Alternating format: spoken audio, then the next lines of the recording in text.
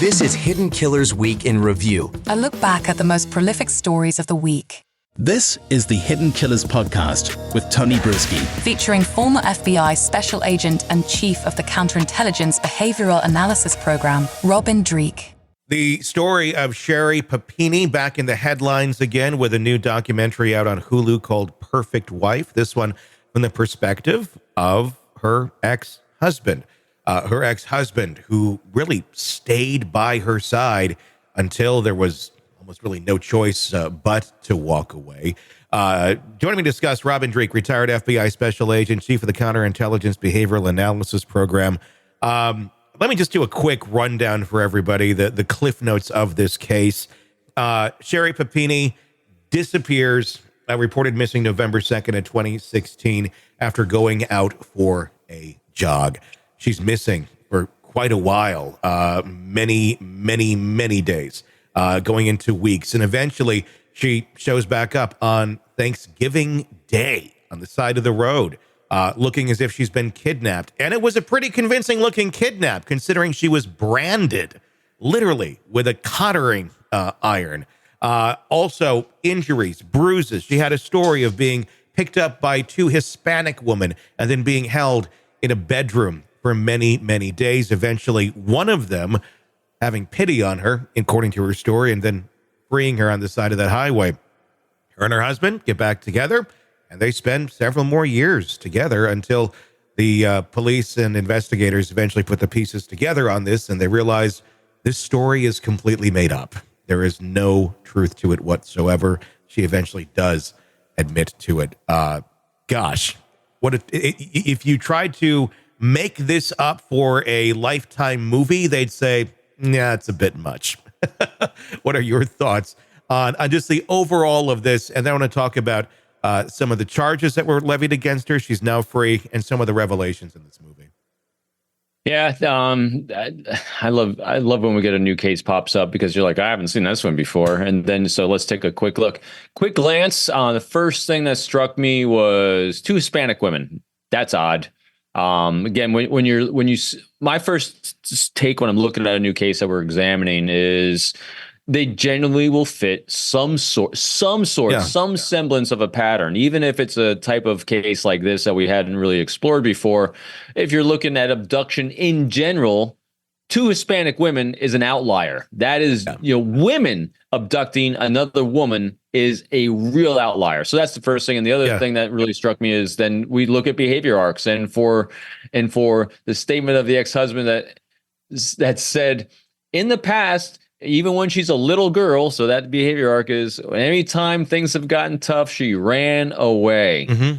Boom. Yeah. So the two women thing would have really alerted me right away as law enforcement, is that abducted by two women. What?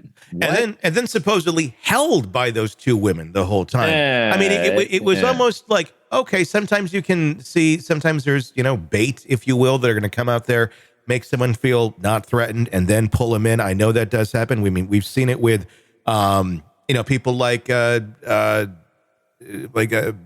names are escaping me the second I'm going to say them. Ghislaine Maxwell. She was, kind of one that was out there doing that for Jeffrey Epstein when it came to trafficking. But this is a bit different. I mean, I think the thought for a little while was that she was kidnapped and maybe gone into trafficking. But yeah, a big outlier right there. Ends up going to a former boyfriend's house, and literally he played along with her, which seemed insane. To me, she literally had him shoot hockey pucks at her because he was a former hockey player to create some of these injuries. She had him hold up the hockey stick and such, and she would run into it to create injuries. He in the documentary claims, I didn't lay a hand on her. I just helped her do what she wanted to do. And he also then took a cottering iron that you'd use for like woodworking, and then cottered the word Exodus into the back, into her back. And it's there now. It's a permanent burn to really make this look real. I guess one of the questions I would have is, okay, you got somebody who is pretty much willing to do anything for this girl that he likes because they had a long ongoing relationship. Should there have been any charges pointed at him for participating in something like this, or is he just as kind of bewildered and part of this story as anybody else, and maybe just kind of not the brightest bulb to go along with it? Well, I don't know the laws on this one, and it's going to vary from state to state. But there's generally laws and statutes for aiding and abetting. So I think whatever she gets ultimately charged with, and is ultimately charged with. Oh, she's been charged. She's out of jail now. She's free. She is. Oh, I'm sorry. Yeah. No, charges have come up. She's a free woman. She went to a halfway that's right. house. She's paying restitution. Doing all restitution, all of that isn't part of her kid's life anymore. But there's that aspect of it. But there's the other aspect that I do wonder about that was brought up in that documentary, The Perfect Wife, talks about her children. And what Keith Papini, her ex-husband, reveals is pretty shocking, and it just touches on it at the very end. And I'm wondering if there's more to it. That talks about Sherri wanting the children to appear sick so she could take them to the doctor's office. And what she would do is get rubbing alcohol and have them inhale it, and then she'd take Kleenexes and such and put them in a Ziploc bag, tie it around their neck so the fumes continued to flow into them. And then when she took them to the doctor, they had symptoms of being ill. That's something she was never charged with in terms of child abuse or anything of that nature. I'm wondering if she needs to go back, and if some of these charges, if some new charges need to be levied against her. I'm not trying to just keep kicking the person when they're down, but this is a pretty twisted human being that seems to have reps in being a twisted human being. I don't know that it's really going to change now that she's out. What's that? And we covered it on another case, something by proxy. A Munchausen by proxy. Yeah. I mean, that's really kind of what it starts to look like. Yeah. Yeah. As soon as you start saying it's a Munchausen by proxy syndrome, which needs a lot of therapy and counseling. And when you combine that with her, one of the reasons why people do these sensational things is because they don't feel they're getting enough attention, and they do it for notoriety, they do it for money, they'll do it for all these different things. So when you combine those two things together, you have a really, really unhealthy individual. Other charges on her, I don't know, but maybe court mandated therapy for one thing, and also removing the kids. Kids are removed. I didn't see the special. Yep, it's all the husband has the kids. They don't have anything to do with her right now. But yeah, I mean, something like this, that sort of behavioral arc of the attention, always trying to seek attention, because it very much sounds like this has been. She's needed it. She's always wanted it. She's never. I can't say she's never gotten it. She certainly has gotten it, but it's that by any means necessary to get it. That's a scary individual that's able to do very horrible things to oneself, which she did. But then if you have that little respect for yourself, it makes you wonder, what are you going to do to others, which we have seen some evidence in with the kids. Individuals like that, I mean, is there rehabilitating behavior like that? Oh, that's a whole different question as well. Yeah.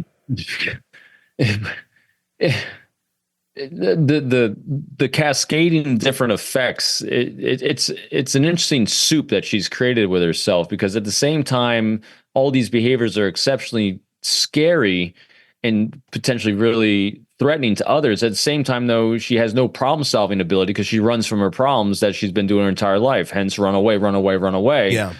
So she runs away from problems instead of seeking vengeance against problems, because those are the ones that you typically are more scared about.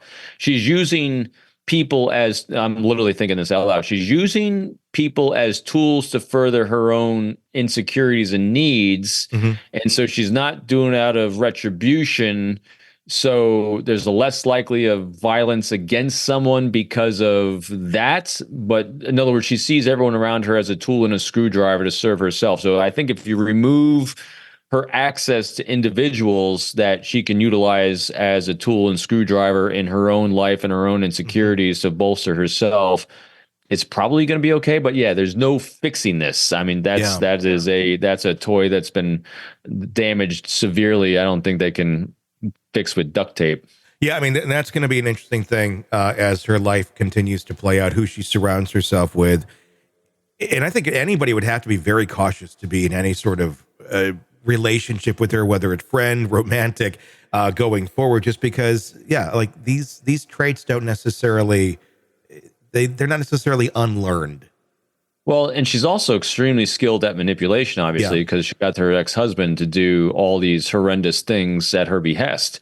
So that's another angle of her that I think, is part of this whole soup of her, is that she's, almost, again, it's probably apples and oranges, but, Lori Daybell is also extremely manipulative individual who didn't have a lot of empathy towards the people she was harming, like her children. So I think there's elements of that in there as well. So it's her, the scary thing about the manipulation side is like, it's nice to say, hey, be careful of this individual because she can do X, Y, and Z. And everyone can say, oh yeah, I'll be fine, until you're surrounded in that circle of crazy. And all of a sudden you're sucked into the vortex, like her ex-husband was. But again, then we got to look at the ex-husband. What was going on in that guy's life that allowed him to get sucked into that? Sounds like there's some trauma bonding going on there as well, probably. Yeah, I mean, it's a bizarre relationship. I mean, it's one where I think there was a lot going on behind his back that he was completely unaware of. And just, a lot of people that aren't in the crazy land, they get taken advantage of. An empathetic individual usually gets taken advantage of by someone with such a narcissistic tendency to their personality, which is clearly what this woman is or was. But it's fascinating. I do wonder... and I'm guessing back at home, just my speculation, there's probably a lot more that's being learned about what life was like with Sherri between the kids. And it's scary. It's just scary that there's people like that are out there. But and it's probably extremely, I don't know, physically brutal, but brutal at least psychologically, because from the data points we have, there's not a lot of an ability to empathize with individuals that she has. I mean, it's edging up on, again, not being a licensed clinician, but there's a lot of psychopathic tendencies in there when dealing with others, which makes them very damaging. From what Keith Papini has said, she's never apologized for any of this, just kind of went along her way after, she knew she got caught, and followed those, the recommendations of the court and the sentencing and all of that. But that's a scary, weird thing. Your family, your kids, you can't even apologize. I mean, just something like, even if you're going to stay away, but just to not have that is creepy. And she's got looks. That's what I think a lot of her thing, just like Lori Daybell, I think she trades on that quite heavily as well, which again, it's a scary part for someone who's attracted to her, because you're going to go, oh, that's that happened a long time ago to somebody else. And then you're in the vortex suddenly. And not realizing that you're dealing with someone with a very broken brain. Yeah. And accepting that and knowing when to walk away. Sick of the ads? We are too. Start listening with no commercials now and get access to all of our episodes in advance of everyone else. Become a True Crime Today Premium Plus subscriber on Apple Podcasts. Search True Crime Today Premium Plus on Apple Podcasts or go to our podcast page and sign up now. True Crime Today Premium Plus. Sign up now.